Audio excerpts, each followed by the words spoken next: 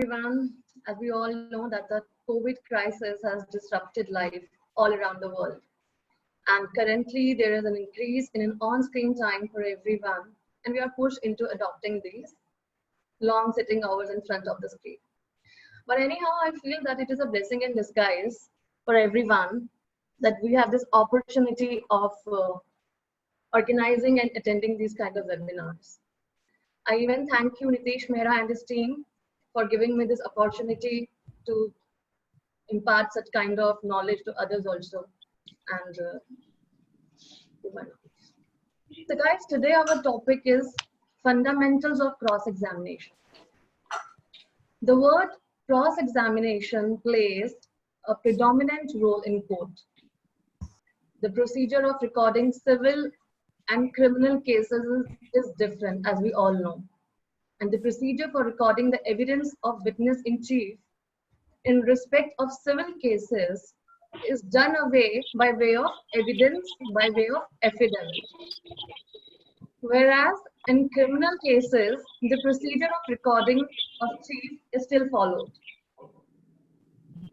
Hence, the long time consumption of civil court was considerably reduced by virtue of filing of proof of affidavit. However, this has enabled the deponent to elaborate the case to the maximum. Thus, the affidavit runs into several pages, which is evident in many cases, which even leads to lengthy cross-examination. Therefore, a lawyer should be very cautious while drafting affidavit in chief as well. The evidence in chief shall be at par with your pleadings. It cannot be in the form of arguments or submissions. In this regard, a decision of Bombay High Court is reportedly held that the provision of Order 18 and 4 of the Code of Criminal Civil Procedure require that the examination in affidavit means affidavit in lieu of examination in chief, and that contain only such material as is properly admission in examination in chief, in a manner no different than examination in chief in the witness box, and his direct evidence was being taken in the advocate. Guys, an affidavit that contains arguments and submission is neither an affidavit within the meaning of CPC Order 19 Rule 3. So it is really important that we should frame our evidence by way of affidavit according to the provisions of the law. An affidavit is new of examination in chief should be within the meaning of Order 18 Rule 4 and Order 19 Rule 3 of CPC. It has been specifically held in the case of Harish Loyalka and others versus Dilip Nirtra and others. Citations will be provided to you later on.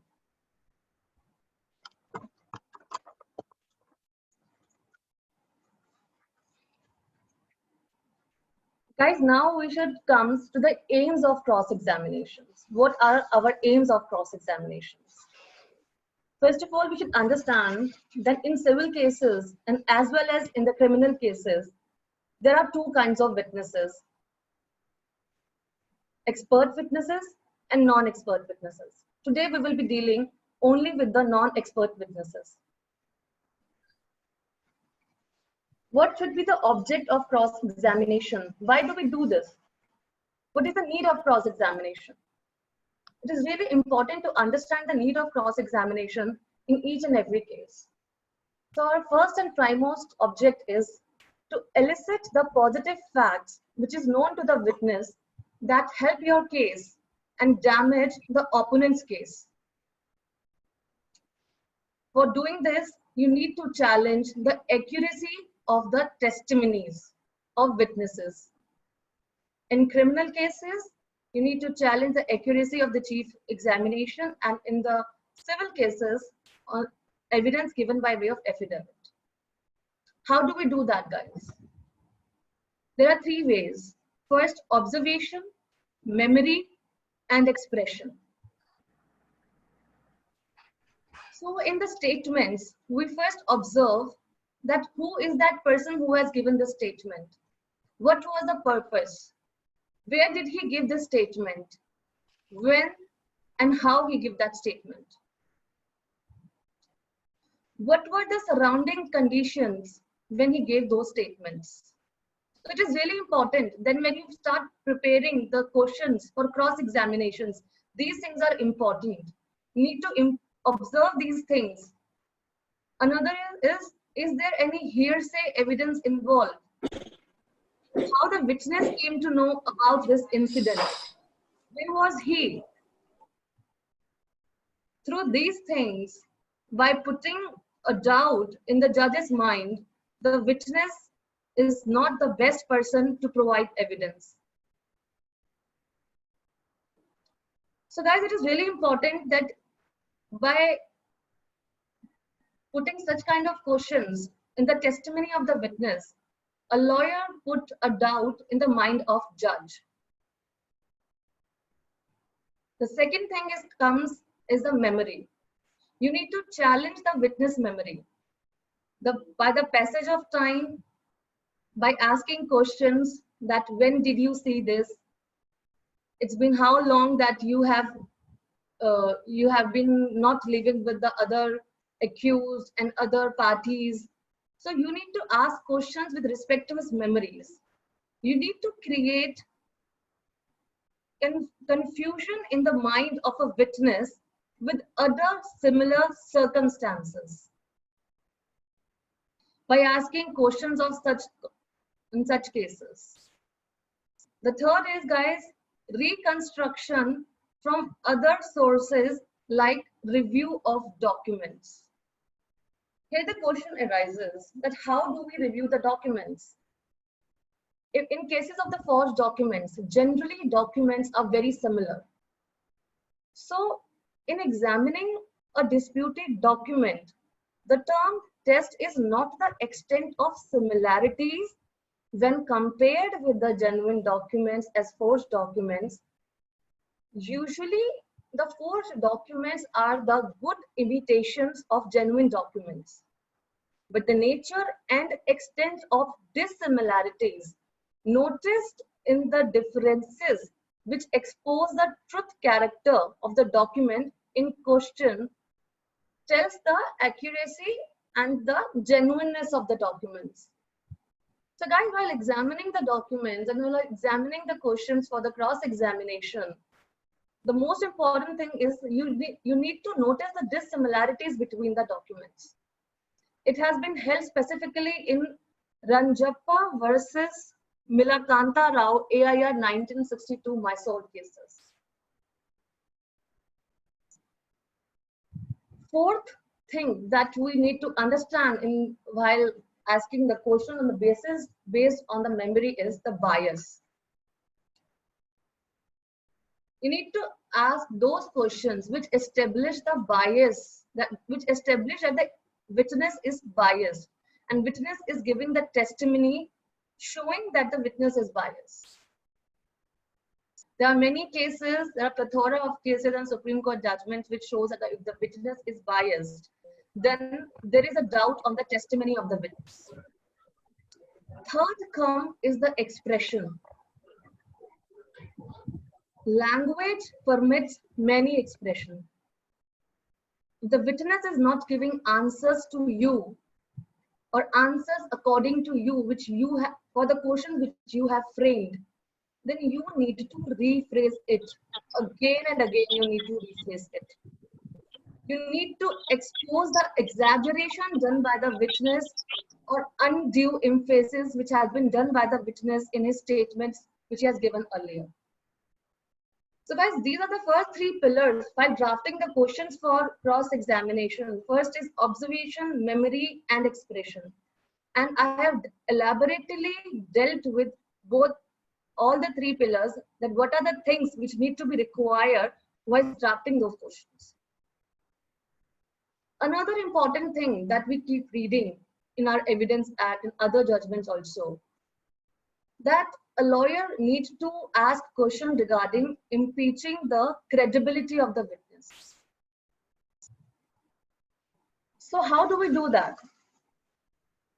How can we impeach the credibility of the witness?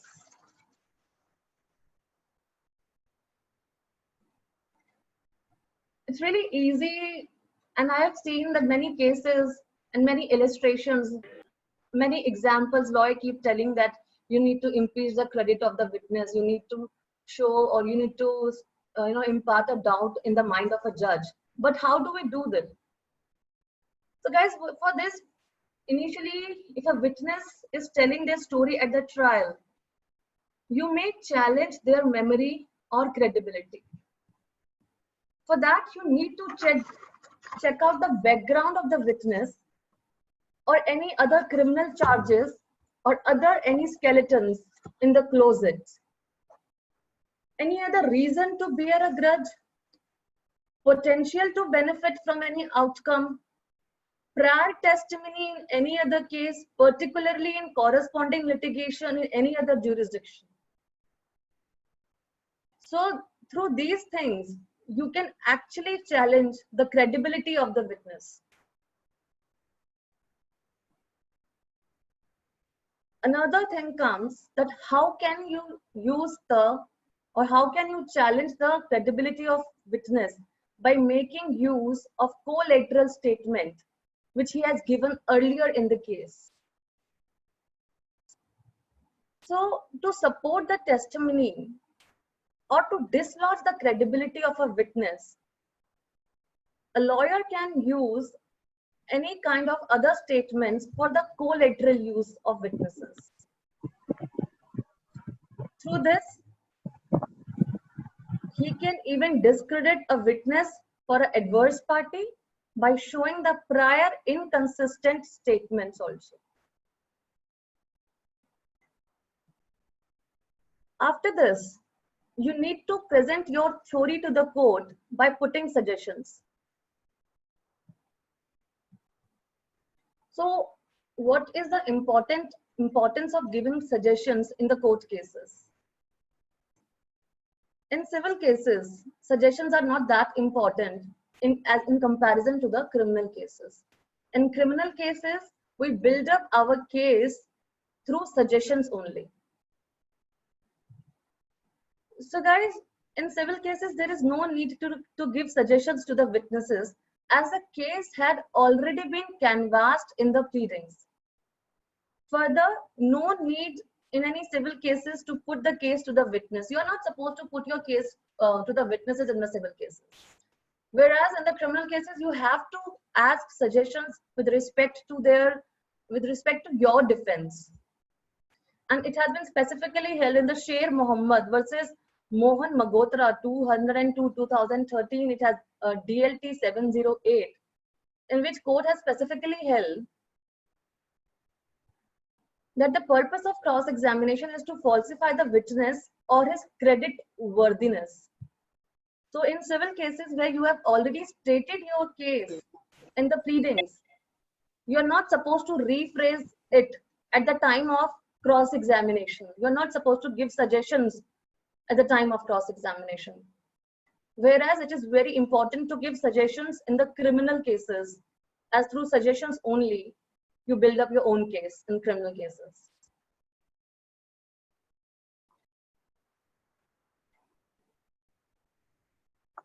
Guys, another blunder which lawyers commit in their early years, even I have committed many such kind of blunders, that earlier I used to write list of questions. Before planning or before starting my cross-examinations, I used to write list of questions. However, the trouble with the witness is that they do not follow the script. They inevitably answer in such a way you had not anticipated. If you cannot follow their answers carefully, you will be in difficulty. So guys, I recommend you that instead of listing out questions, instead of preparing a list of the questions, it is important that you need to identify the crucial area on cross. You can develop on that crucial area and you can start thinking again after framing some questions. So you just cannot come and start with certain list of questions and ask from the witness that this happened or this does not happen, because you know when witness is smart there. If a witness is coming before in a witness box, then he know that he is there and the another opposite lawyer will try anything to dislodge his testimony. So you cannot consider and you cannot even presume that witnesses are fool. You have to prepare the area. You have to prepare that find out the crucial area in which you need to cross-examine, and then your questions are built according to that only.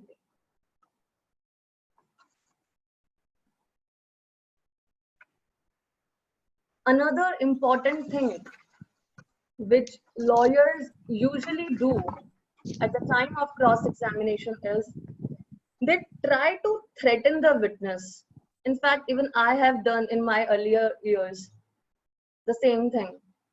But guys, that always backfire.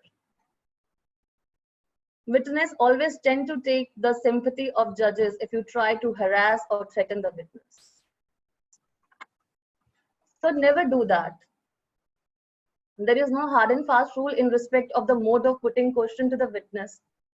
However, it is ascertained that the cross-examination is not done to satisfy the accused to the extent of harassing the witness.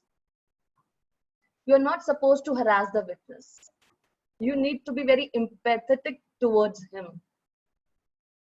Not supposed to threaten him. And in fact, it has been held in many cases also, in Sampath Kumar and others, versus state of Priyanaka Ralayam. It has been specifically held that harassing of witness and satisfying the accused would be considered as an offense, and even the lawyers would be asked to put his testimony aside, put his questions of cross-examination aside.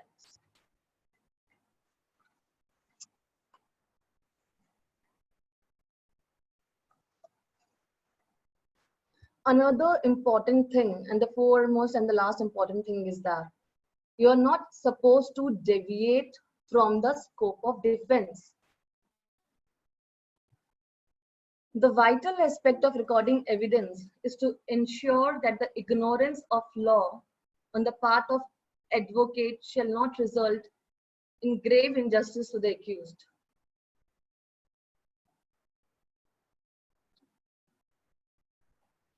So the lawyers who are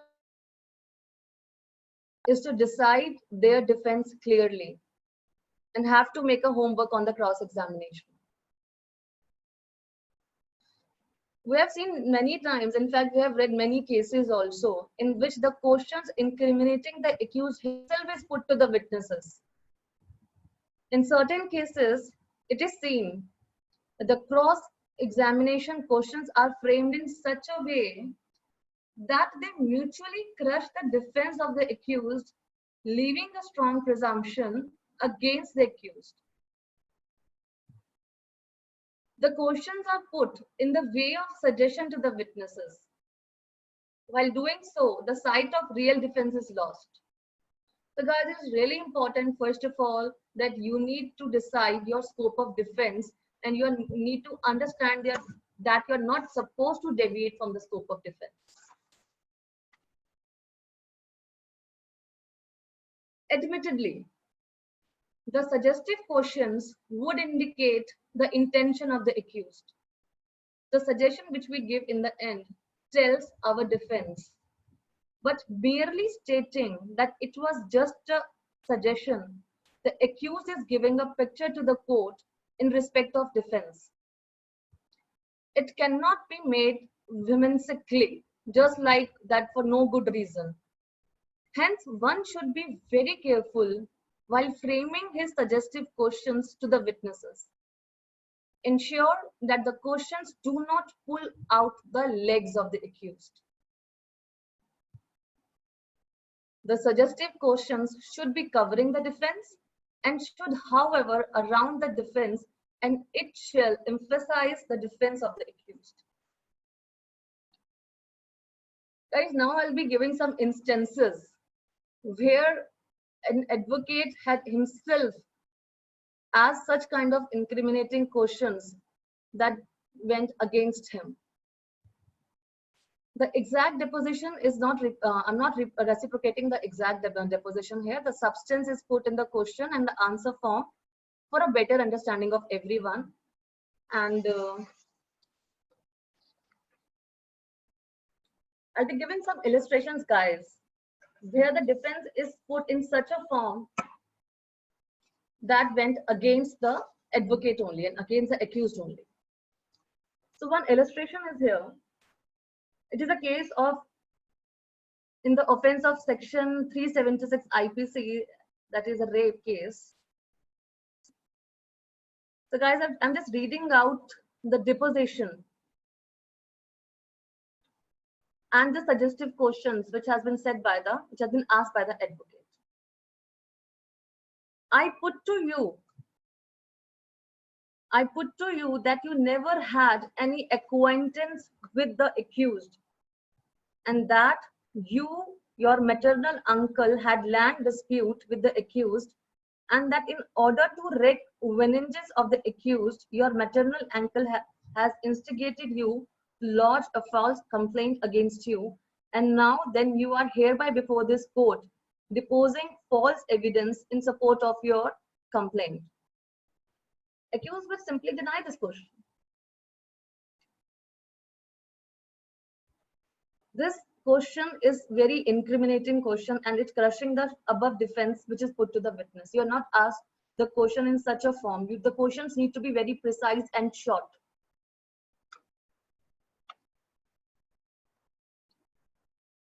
Another question which a lawyer asked from an accused, from a you are in the habit of bicycle, is it not? Answer is no. I put to you that by virtue of your cycling habit, the doctor has wrongly concluded that you are exposed. The victim says, I deny. Another question, I put it to you that you developed one-sided love affair on the accused, and the accused was not interested in your proposal. And since the accused possessed vast land and other properties in order to have a wealthy groom, you and your family falsely implicated the accused in this case, and that the accused has not committed any offense. Again, the victim would say, I stoutly deny. So guys, above mutual crushing of defense would certainly prejudice the accused. How could the accused claim his knowledge on the habits of victim? How can he know that she used to go for a bicycle every day? And how could he plead one-sided love affair? If he pleads that there was no acquaintance with the victim is the core issue which has been mishandled, the counsel has to stick onto one side of the defense only. When this being the circumstance, the trial judge can very well warn the counsel and make him restrict to his defense also. So it is very important that you should restrict to your defense. You just cannot go haywire and you can ask any sort of questions and available defense to the victim.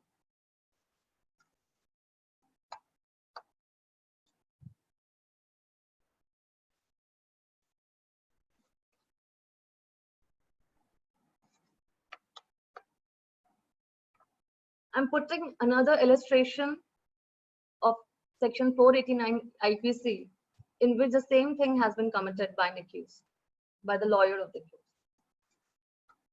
The question is, I put it to you that you never arrested the accused. Here the PW1 is I'll just again rephrase the thing. Here the PW1 is a sub-inspector who conducted raid and seized the counterfeit currency. And the cross-examination on PW1 is made as follows. The question is put, I put it to you that you never arrested the accused nor seized any counterfeit currency from him, and he never was available at the place indicated by your own arrest card. Answer would be, I deny. Another question. You have secured the counterfeit notes from any other person and made him to escape and nabbed this innocent accused. Answer would be I deny. Now the scientific expert is called SPW3 and cross-examination is done as follows. What type of analysis did you make to certify that the notes are counterfeit?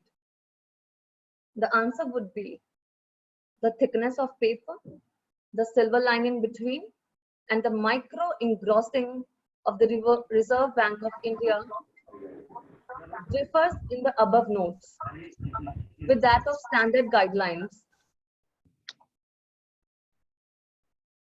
Another question which will be put to the expert witnesses, I put it to you that the notes verified by you are genuine and authenticated rupees notes that you have not applied in your mind verifying the notes properly. And rather, you have mentioned them to counterfeit notes in mechanical way. He would simply say, I deny that. So the sum and substance of the above questions certainly crushes the defense of the accused. Was given accused was not at present at the scene of occurrence, and then what it is pleaded that nothing was recovered from the accused, then what would be the necessity of cross-examining the expert remains unexplained by the defense. So using that whatsoever method, the rupee note might have been testified by the expert, and whatsoever the technique is used by the expert, how does it affect the accused also remain unexplained? And while denying the mode and technique of examination of currency notes, the accused is attempting to crush his defense by impliedly admitting his knowledge to seize the currency notes.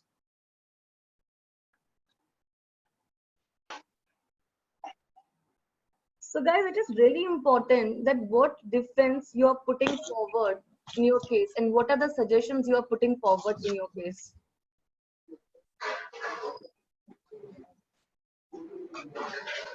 Another important thing which we nowadays happen to see is the piecemeal cross-examination. The civil and criminal cross-examination, we all know that it takes many years to conclude the cross-examination, and because of this, it ends up in doing the piecemeal cross-examinations. So guys, the practice of piecemeal cross-examination has been condemned by the Honorable Supreme Court in India in Vinod Kumar versus State of Punjab, wherein the trial court judges who were handling the sessions cases are given the strict guidelines to be followed while examining the witnesses and the cross-examining. So I would suggest you to read this case, Vinod Kumar versus State of Punjab, to understand that what is a piecemeal cross-examination and how we should conclude it.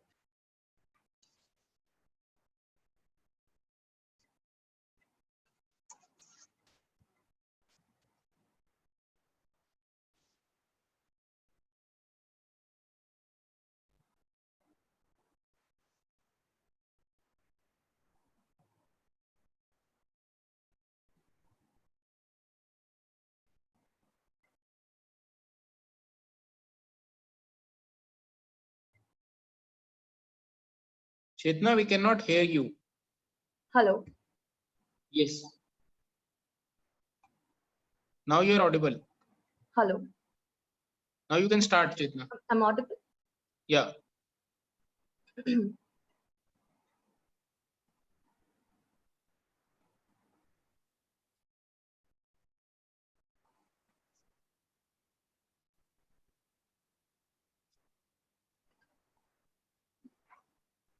I'll be giving one more illustration to explain that what kind of questions to be put at the time of oral cross-examinations. So guys, I'll be handling this case, I'll be explaining this case of Sheen versus Root, which is about to go to the trial. Sheen and Roots used to be the principals of combating lapse racing to find a cure of baldness. One day, Roots wrote to Sheen and suggested that they should consider a joint venture.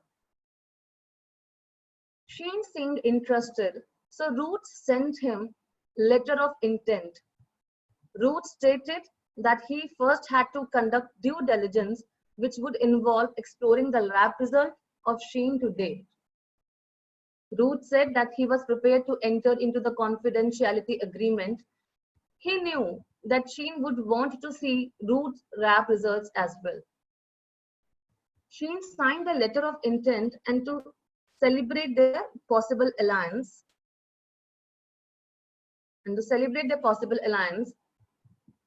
they went for a dinner. Sheen had far too much to drink and does not remember anything that happened. What he does know is that Root did not proceed with the joint venture. He heard from Roots a couple of days later on phone. Roots gave him some lame excuse. Sheen later found out that Roots was going to market with a new product called Hair Again. When Sheen saw the list of ingredients, he noted to his horror that included in those ingredients was banana oil. The use of banana oil to grow hair was Sheen's biggest secret. He is certain that he must have blurted the secret out when he met the Root over dinner. Sheen has sued Roots for the breach of fiduciary duty and breach of confidence. He seeks an order that Roots hold Hair Again as a constructive trustee for the benefit of Sheen. In the alternative, Sheen wants very substantial damages. So in this case, examination for discovery has been conducted and the documents exchanged.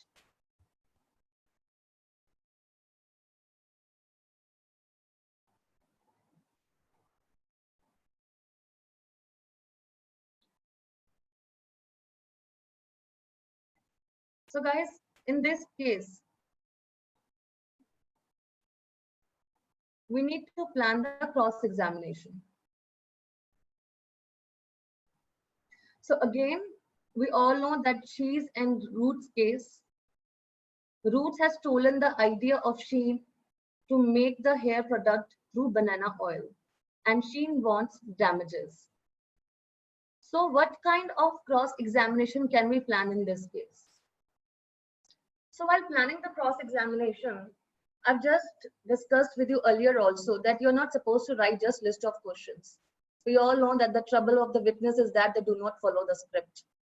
So I recommend you that you try to put on one piece of paper the areas that you want to cross-examine. And there are usually not many discrete areas for the cross-examination, even though it may take a lot of questioning to develop a particular area. You just cannot go and haywire and just choose a particular area in which you are supposed to cross-examination. As in this case also, with regard to the cross-examination of Roots, the ultimate thing you are trying to prove is that Roots got the notion of using banana oil from Sheen at the dinner in circumstances giving rise to a duty of confidence. In the course of trying to develop that ultimate point, the several areas you want to cover are probably the purpose of confidentiality, the concept of trust, the absence of any prior experiences with banana oil, and what went on at the dinner. Once you have identified the crucial areas on cross-examination, you can then start to think about the lines of questioning that you want to develop in each particular area. And another important thing is that you need to law before you read the law before you start the cross examination.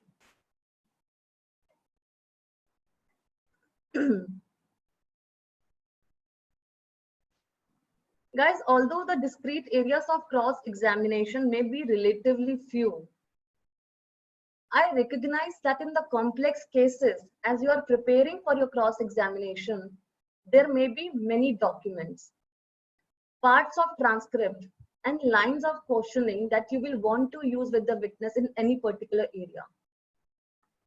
The trick is to assemble all the relevant information efficiently.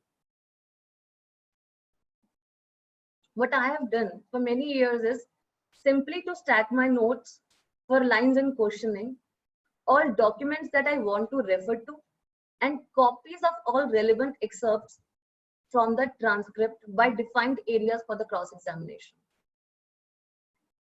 And when I have finished, I may have 5 or 20 separate piles of paper, each pile relating to the separate issue. But then the cross-examination essentially sorted itself, and it is very, very easy to complete preparation from that phase. One further word about identifying significant issues for cross-examination. I emphasize the word significant.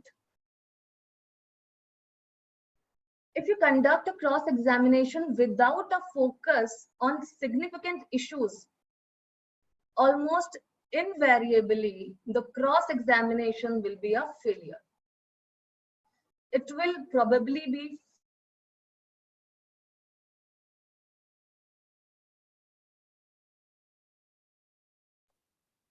Chetna, we cannot see you. I think there is some problem.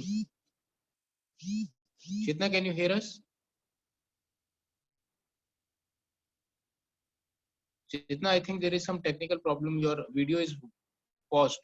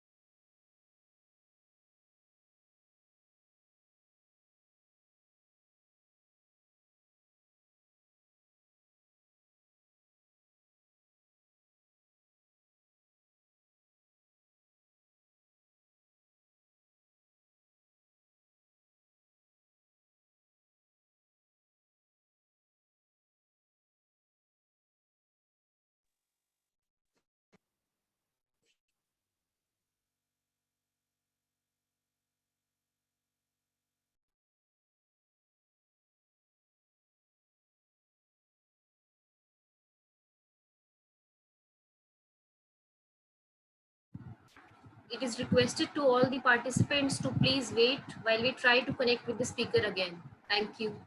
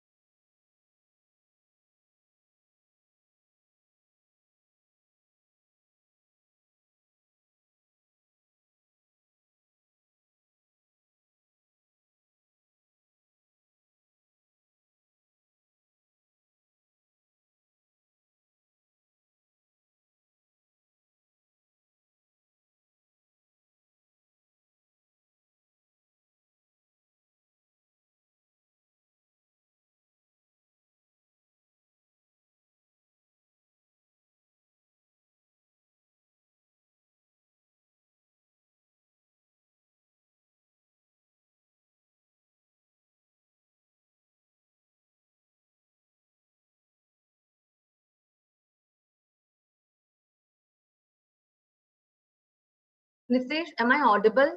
Yeah, you are audible. Audible and visible. I'm so sorry, guys. Connection got lost.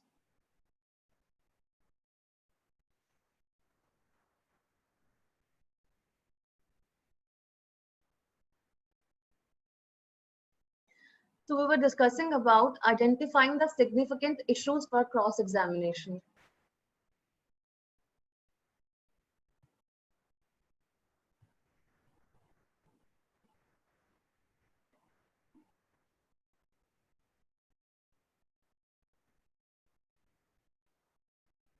Guys, again, good cross-examination do not bother with little stuff, and they are very focused.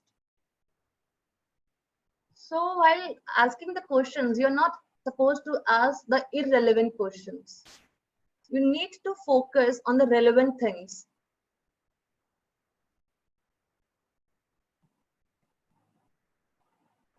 Another important thing that you need to keep in the mind is that you're not supposed to argue with the witness.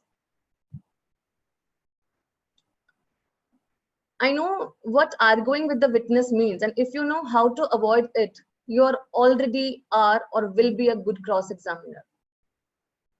And if you do not know, then there is still a hope. But please pay a close attention to this. So again, I'm going back to the Roots case. And suppose your cross-examination of Mr. Roots start as follows.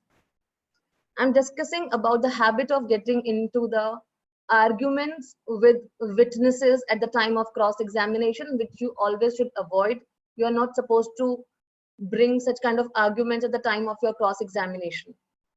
So I'm giving this Roots example. Question is asked by an advocate. Mr. Roots, I suggest to you that at that infamous dinner you had with my client, you got him drunk, you got him to tell you about that banana oil, and you stole his idea. And now you are a millionaire. What do you have to say that? I'm sorry, if you ask a question from a witness like this, then you are full of baloney. These are the foolish questions.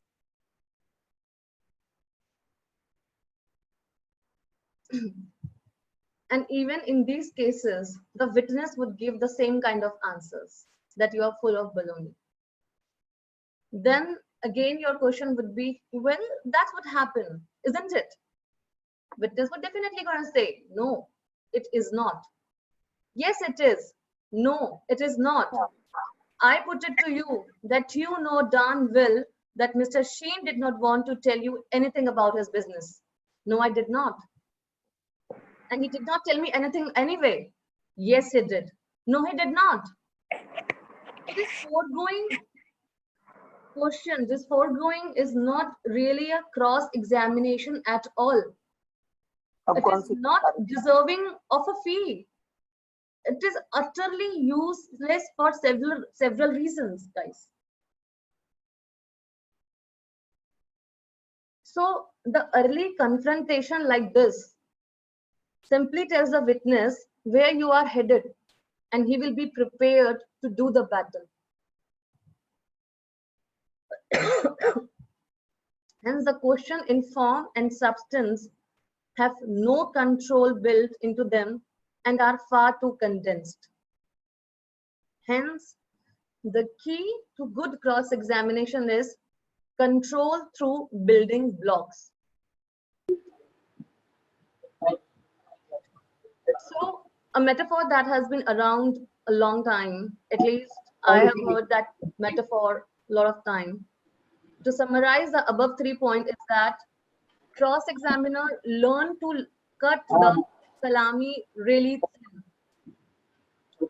What that perhaps unfortunate metaphor is meant to convey is simply this: there is no way you will be able to get most adverse witness to swallow a salami whole. But if you give them one thin slice at a time, you have a much better chance of accomplishing the same result. So you're not supposed to ask all those allegations of the whatever case you have built up in your mind to the witness all of a sudden. You have to ask the question one-handedly, and single separate questions you have to ask. So, knowing that the object is control, let us now turn to the questioning process. Again, what should be the form of questions? How should we frame the questions? The rules are: avoid compound and complex sentences.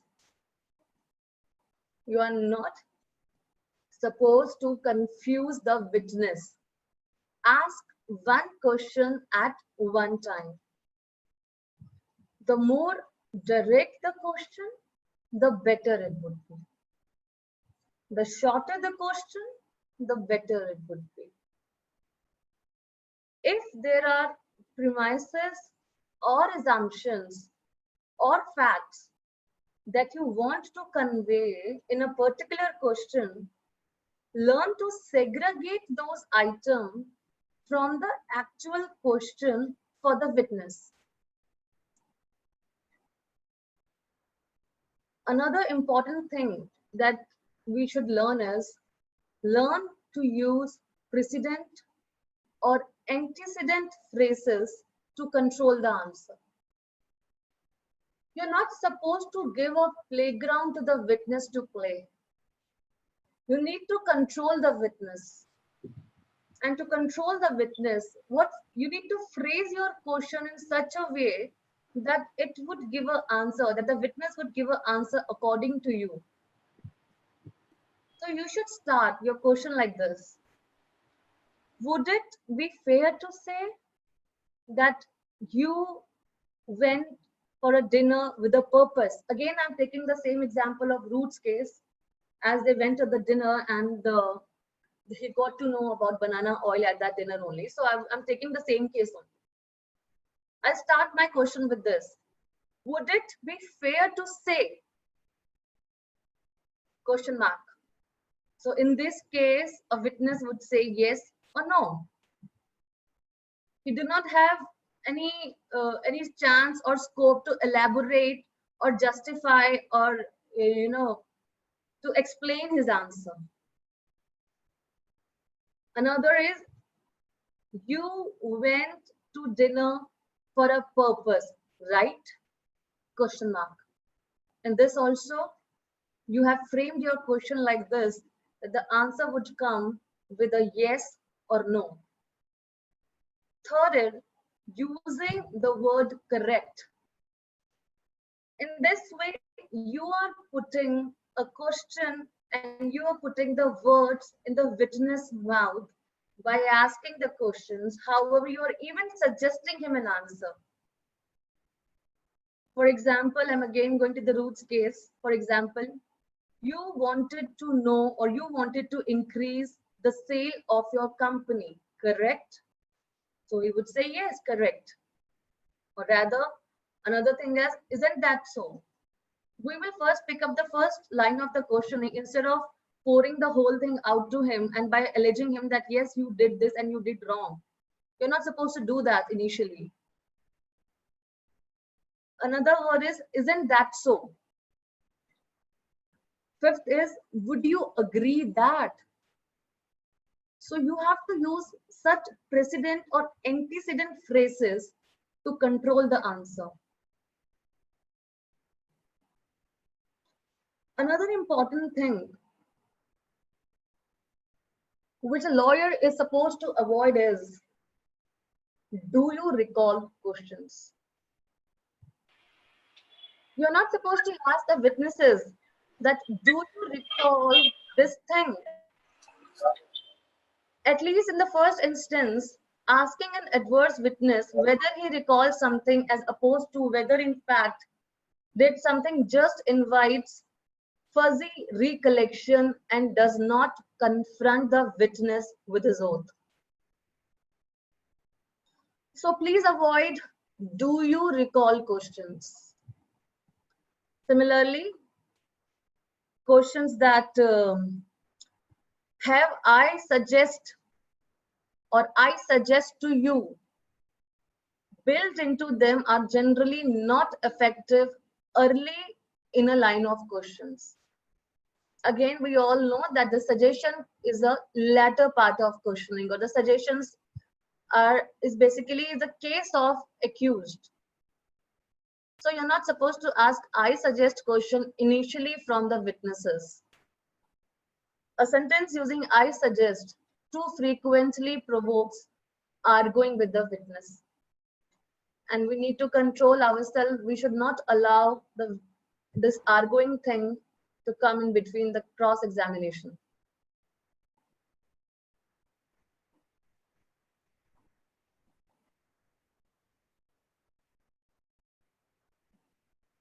So, question of the last answer. We're just ending to the cross-examination thing, and this must be done. All good cross-examiners do this. Ask your question, listen to the answer, and if the answer is not responsive, pursue the same question. If the answer has assumptions or premises, pursue them. If the answer comes back with qualifiers and condition, chip away at each of them. So for example, again the Roots case, I'm giving this cross-examination thing. Mr. Roots, how many separate laboratories did you have? Answer is, well, I'm not sure what you mean, but probably 4. Question. What do you mean by the word laboratory? Answer. A separate testing facility. So how many separate testing facilities did you have? I think 5. You would think 5? How come you don't know? Well, I haven't checked recently. Well, what can we look at to tell us? Answer is, it is a company brochure. Question. Well, why don't we look at the company brochure together? So here the lawyer is suggesting the witness to let's have a look on the company's brochure together, because through a company brochure, a witness wants to recollect about the laboratories. So frequently, of course, witnesses give non-responsive answers, which although not responsive, are intriguing in their own right and must be pursued. When you are in the middle of hunt, you have to follow the fox. For example, another illustration I'm giving you here. Mr. Roots, what time did you arrive at the dinner? Well, I was late because we had to fire some employees. Really? Why was that? Well, we were running out of money and we were not getting very far. Question. I see. So I gather when you met with my client for a dinner, things were not looking good for your company. Answer is, I guess that's right. So through this, Mr. Roots have admitted that at that time, his company was not running in good condition. A word about mechanics again. Because you have to follow the fox, I always have a blank piece of paper handy so that I can make a quick note of something the witness has said and that I want to pursue. After this, you need to control through building blocks. This concept is very crucial. Every line of question has an intended end point.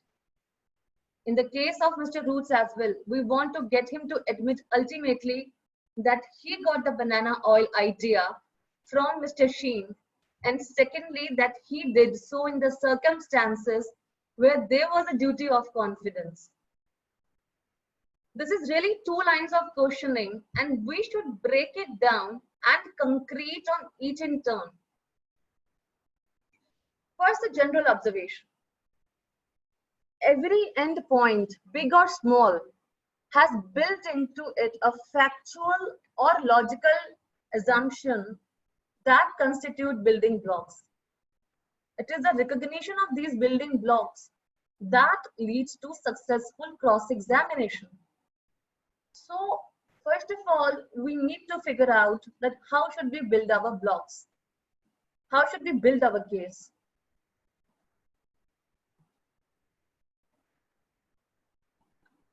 So on the other hand, the confidentiality line of questioning, at least in part, has some logical assumption built into it. That is to say, must follow that if Roots wanted to keep his information confidential and he knew Sheen felt the same, then the Roots must have known that anything he got from Sheen was to be treated in a confidential manner. The point of contention in the case is going to be that even if Roots admit that Sheen did tell him about banana oil at dinner, he will say this happened when the relationship was not close enough to create a duty of confidence. In order to get endpoints in line of questioning, there is no shortcut. You must use the building blocks. The magic in proceeding in this way is that you will have to control the witness. You will be slicing the salami really thin, and Roots will have to answer all your questions. You hope to box him in.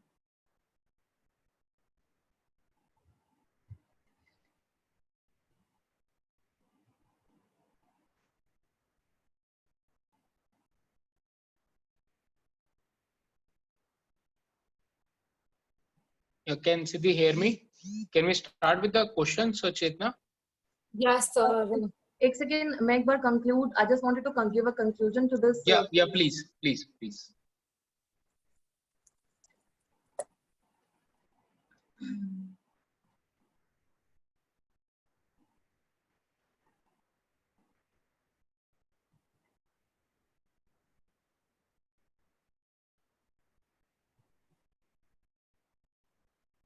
Another important thing you need to keep in mind is don't ask a question if you do not know the answer. Because in that case, you won't be able to control the witness. Use the transcript of discovery to impeach a witness. Use the documents which he has already given and the statement which he has already given to discredit him or to impeach the witnesses.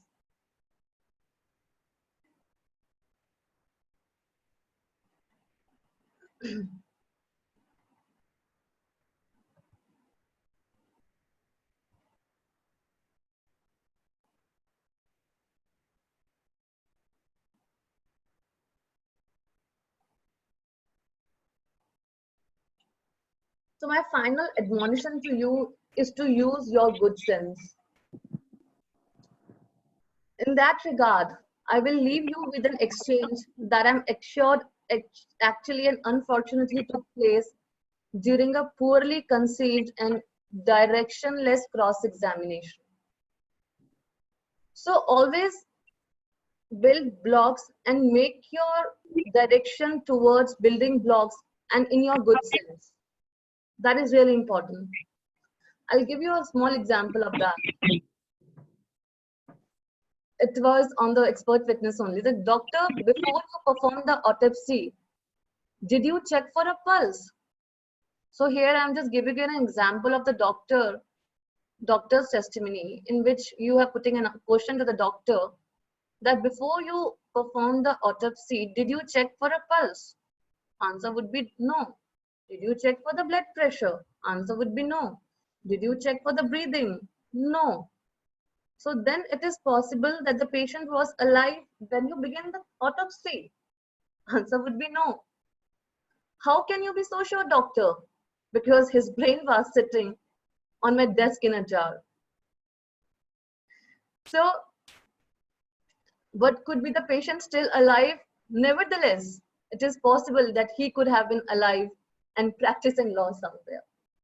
So it is really important to always question and always frame your question in a good sense rather than just asking any rubbish questions on the people.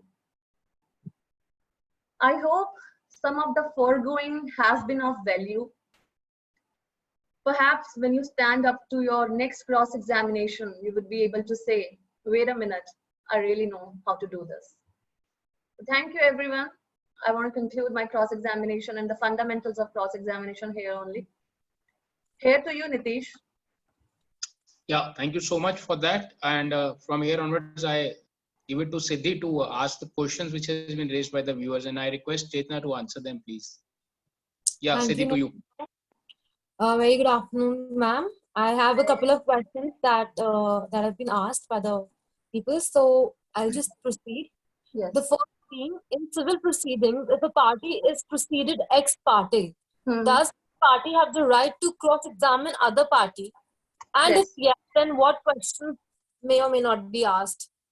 So yes, in the civil cases, if the party is proceeded ex parte, then also a party has a right to cross-examine the witness on the testimony.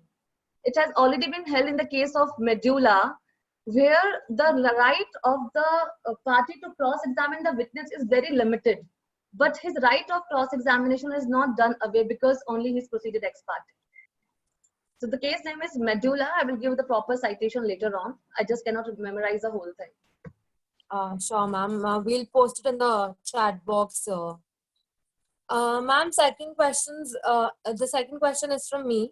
So while we cross-examine, we see that the judges, the honorable judges, they have a tendency to give inputs and maybe break the flow.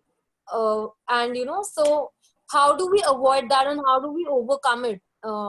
Because it really breaks the flow and the chain of the defense that we're trying to build. Right. It usually happens like many judges interrupt at the time of cross-examination. So that's why I've discussed one thing, that first of all, you're not supposed to harass the witness. You have to be very empathetic towards the witness, and you should listen, and you should build a kind of reputation with the judge also, so that he won't interrupt you in between. Do not ask irrelevant questions. See, even judges have a duty to regulate the cross-examination. They have a statutory duty to do that. You cannot avoid it. But if the question is really important for you and the judge is still interrupting you, so you can put that question and you can ask the judge to record your observation and record your objection regarding that. So after recording that objection, your judge's observation would also be recorded at the time of cross-examination. So I tell you, this thing, even I face this thing very frequently in the courts. And sometimes judges even refused to record my objection. Many times it happened that judges have refused to record the objection. So what we can do in such cases? We need not to fight with judge. We need not to get into the arguments with judge. We can just simply abandon that question for that point of time, and we can again rephrase it later on.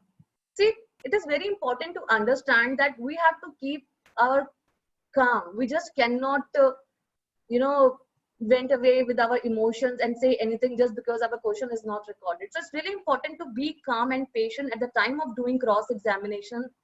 As we all know that in the end, we are the good actors. Lawyers are nothing but just, they are the failed actors. So be calm, and the question is very important. Just ask a judge politely to record your objection. Fair enough, ma'am, because in a daily practice we face that a lot, that the defense counsel indulges in argument with the judge or the prosecutor. So that you very correctly said that we really need to stay calm and maintain, or maybe rephrase it in a while, or maybe ask the judge politely, so that you can explain it to the judge that what is the relevance. You can ask the witness to go for a while. So a lot of things can be done. So very well said, ma'am. And just one more question I would like to ask. Just a second. Yes, ma'am. The second question being, during the cross-examination, how to really hit the nerve of the accused / complainant, or especially in the Negotiable Instrument Act cases? See, again, you are not supposed to hit the nerve. You're not supposed to hit the accused in such a way or the witness in such a way that he will just turn against you. You're not supposed to turn the witness against you. I have stated in this webinar that you have to build up the blocks. You are supposed to show empathy towards a witness. You're not supposed to address him that he is your enemy. So start with asking, or start make him comfortable with you, so that the witness is not afraid and the witness is not threatened to answer you. You have to talk to him in such a manner that he'll be more friendly with you. And I've seen this, like I have once noticed the cross-examination of Sir Ram Jethmalani, and he have this habit of talking in very friendly way to the witnesses. So you're not supposed to threaten them. You have to build your blocks with your agenda. You should keep your agenda in your mind, and then you need to start the line of your questioning. Because ultimately, you should frame your question in such a way that it will come like a curtain, it will flow like a curtain, and you would get your own answers. So if you think that I have to hit his nerve, he will definitely come against you, because witness come prepared in the witness box. He knows that he has been called to dislodge his testimony. So even he would do anything to dislodge the testimony or dislodge the questions of the advocate. So always maintain cordial relation with the witnesses, warm, greets him and give him warm smile, and I guess through this you can just conquer anyone, not only the witnesses. And I've already dealt with how to build the blocks. What are the questions to be asked first? You're not supposed to hit with the bull in the eye them directly. So you need to be very patient with this. It's a very thoughtful process. This answers the next question raised by the same advocate, saying that, as you said, that stick to relevant issues or significant issues. Therefore, what is the exact skill to build in order to frame questions in that perspective? I think you very well answered this on as to how we should build while you were discussing on the blocks. Now, moving on to my next question. How far leading questions can be effective based upon the hostility of the accused or the witness? Leading questions are very important. And at the time of cross-examination, you need to be very cautious that what leading question you are putting to the witnesses, especially at the time of the hostile witnesses. You can even do their re-examination. Again, there is a law with respect to the re-examination also. For example, if the witness is going hostile in the testimony, you can immediately ask the court that the witness is hostile and I want to conduct the re-examination. The important thing is that judge won't allow to re-examine the witness later on. So you have to be very cautious at the time of cross-examination. And if the witness turns hostile, you have to, raise your, you have to come with this thing of re-examination at that time only. And there are many cases which specifically says that the re-examination has to be done at that time only. If it is kept for the long way, then it would only turn and it will give more gaps in the witness's testimony. So the only way to turn the hostile witness in your favor is a re-examination. Thank you, ma'am. Now I would like to pass it to my colleague, Ms. Advocate Jyoti Bakshi, and she will take on for the further questions. Okay. Thank you, ma'am. Thank you. Jyoti, ma'am, over to you. Jyoti, ma'am, hello. Hello, am I audible? Yes, ma'am. Thank you, Over Siddhi. to you, ma'am. Thank you. The next question pertains to the IP matters.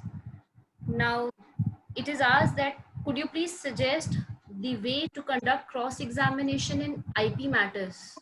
IP are the intellectual property matters. Right. See, the way to cross-examination is civil and the criminal cases. So intellectual property matters also should be the same. In the civil cases, this is how we do. It involves the technicalities, definitely it involves the technicalities regarding to the designs and other things. So the basic way to cross-examine the witness is same in all sort of civil cases. Thank you, ma'am. The next question is, any process in which cross-examination technique can be linked with the credibility of the witness? I have even discussed this credibility thing in my webinar, that how we can impeach the credibility of the witnesses. So again, the credibility of witnesses can be impeached by showing their earlier testimonies, which they have given in another case, by showing their past conduct, by showing that they have already done something biased with respect to the accused or with respect to the other party, or other things would be definitely their past conduct and their backgrounds. You can always impeach their credibility through these things. And it has been specifically mentioned in the Evidence Act also. The good character and the bad character thing. Section 54, I guess. Thank you, ma'am. The next question is, it says, as you said, stick to the relevant issues or the significant issues. What is the exact skill to build in order to frame questions in that perspective? Right. So it is very important. First of all, you have to find out what the issue is. Why, for example, I have given this roots and surround cases. In the root cases, the issue is that roots have stolen the idea of banana oil. So we have, first of all, we need to understand and we need to ascertain that what should be the issue and how we can win the case. What could be the major impact of this cross-examination thing on our cases? So the most important thing is to stick with the accusations which you are claiming on the other party, and through accusation only you can find out the issue on which you are supposed to build your cross-examination. Thank you, ma'am. I think this is the last question that we have for the today's session. It says, how can suggestions put in the end of testimony affect the case in favor? So I've already discussed the value of suggestions with respect to criminal and with respect to the civil cases. In criminal cases, suggestion plays a very important role, because in the criminal cases, through suggestions, we build up our own case. So whatever your defense is, you have to put it through suggestions. Whereas in the civil case, you have already discussed your case in the pleadings. So in civil cases, you are not supposed to put your case through suggestions. Thank you, ma'am. Siddhi, So much. any further questions? Siddhi, are you able to? Yes, ma'am, you're audible. Ma'am, I don't think so there are any further questions. You concluded it well. And I think that was the last question that was there. Thank you, Siddhi. So with this, we shall bring it to a closure. On behalf of myself and our team, I would like to extend our heartfelt gratitude to you, ma'am, for having spared your precious time and enlightening us with the noteworthy words which have actually given us food for thought. More so the art of cross-examination, which I'm sure is a nightmare for all the young lawyers like us. However, the ease with which you have explained the subject actually made it a cakewalk for us. Today's webinar was a very lively and a dynamic session. I'm sure the art of cross-examination learned in years of your practice and that shared with us today, each one of us is surely going to be benefited by it whenever we are going to cross-examine the witnesses in our trials before the court. Hopefully. We hope to see you again, ma'am, with us on this platform discussing other issues pertaining law. Same here. You so much for your presence, ma'am. Also, I would like to thank all the participants who took out time to be a part of this session. We are going to bring more seminars, more webinars for you. Stay connected. Take care, all of you. Goodbye. Thank you. Bye. Thank you. Thank you, Chetna, for the same. Thanks a lot. Thank you, Nitesh. Thank you for giving this opportunity. Take care.